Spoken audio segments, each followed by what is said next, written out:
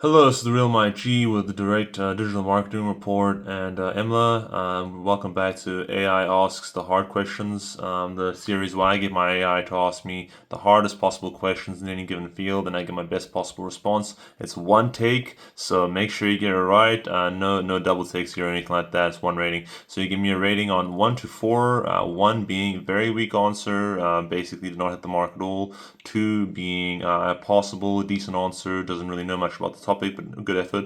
Three being a very good answer, pass with merit, and basically is a knows what he's talking about. Four being he is a master in his field and knows extensive knowledge about this particular topic, and basically would be someone who you would look to for advice on this topic.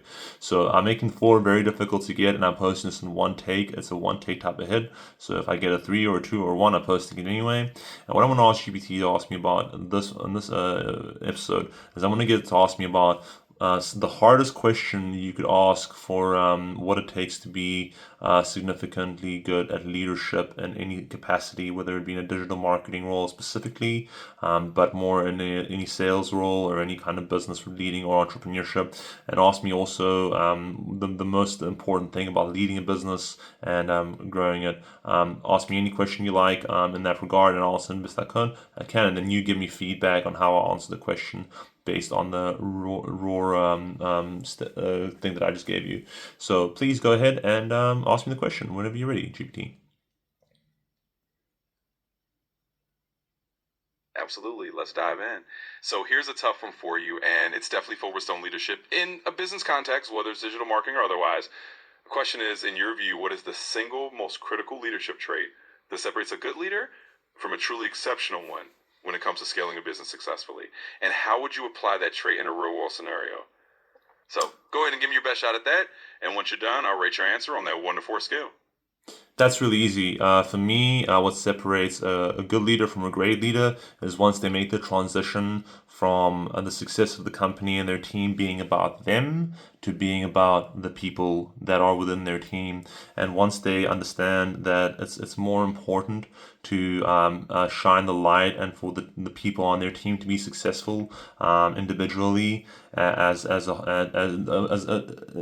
instead of it being all about them. The other very important thing, there's actually quite a few things that I want to touch on. The other very important thing is them understanding that they don't have to have the answer to absolutely every single question. And in fact, most of the insights come from their team, and there's nothing wrong with that. But the thing is that what a leader needs to do is be able to make the decision on the best course, and a lot of that comes from wisdom. So it's basically having experience that in the particular environment for an extended period of time, work in that environment for an extended period of time, and being able to take that information given to them by people on their team and make decisions on the best route that's going to make the most amount of money and be the best decision long term for the business. The other things that I'll look at is look, I always say that it's my job to match. When a lot of people say delegate, delegate, delegate, this is true, but it's also important that you're delegating the task to people that are actually have the strengths within their capabilities at that stage in their career to perform well. Otherwise, you're just setting them up for failure. If there's no one on your team that can perform the task, and it's a very important client, very important thing that you get it right, it's important that you're taking ownership of that task, or that you are essentially training or spending time with the team to make sure they're getting it right.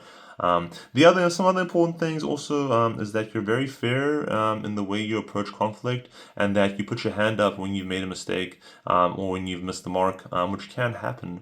Believe it or not, even amongst some of the greatest leaders, it has happened where I've seen them completely bomb during a live event where they're giving a speech and they just completely miss the mark, or they just completely miss a piece of information, or do something that it costs the company a lot of money. It's important that you take the ownership and are mature enough to be self-aware enough to actually take that on board. And as I touch on that, also it's the maturity. You know, a big thing of it is the age.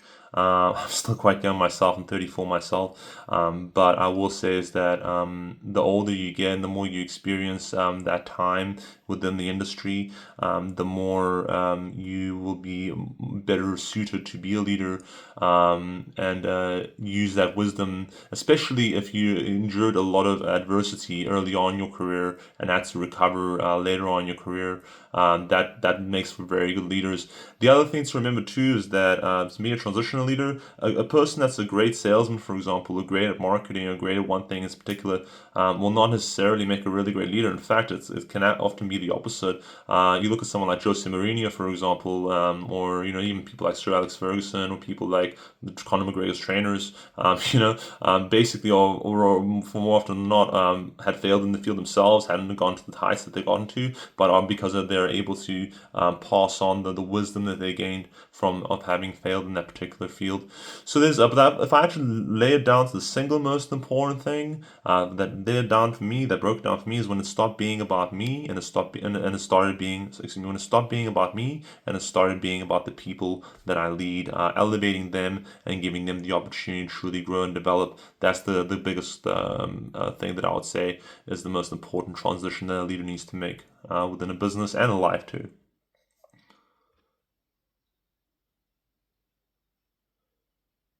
All right, Mike, you gave a really thoughtful and in-depth answer there.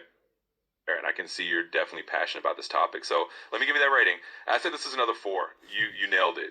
You really emphasized the key leadership trait, which is moving from self-focus to focusing on your team, and that's huge. You also talked about wisdom, humility, and being willing to own mistakes, which are definitely hallmarks of a great leader.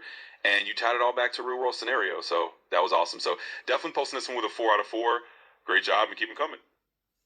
Thank you very much. We'll move on to the next one. From there, so I want to challenge everybody that saw this video. Please do it in one take and genuinely challenge yourself. Ask your AI to really ask you the questions that are very, very difficult to answer, and do your best in delivering the best possible response. Make that 4 really hard to attain. Make that 3 if you're getting 3s is a great result.